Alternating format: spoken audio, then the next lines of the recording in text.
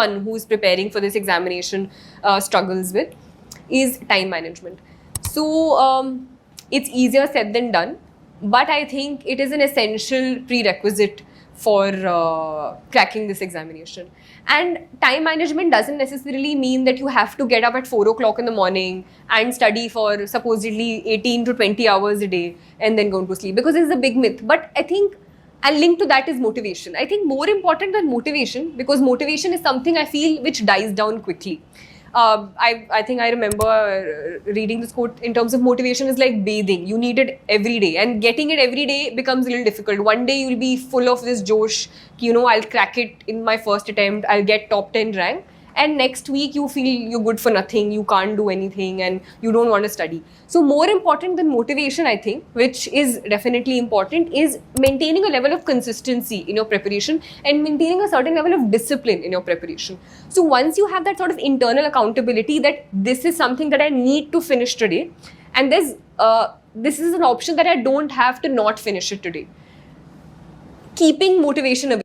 If you make those daily targets and just stick to them, I think in the long run, things itself will start falling into place.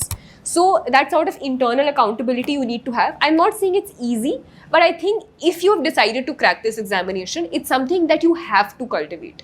And in that way, I feel a supportive environment does become necessary, which I think to me was provided by my teachers, by my parents, by my friends, because there are definite lows. I'm not saying there are not lows. You feel like you're not doing enough. You feel that you can't do it, you feel you may have done anything else, and this amount of effort, if you would have put in anything else, you would already have got success. So that sort of decisions you have to make on your own. But I think once you've made that decision that you want to crack this examination, certain level of discipline is required, and there are no two ways about it. You have to sacrifice certain things.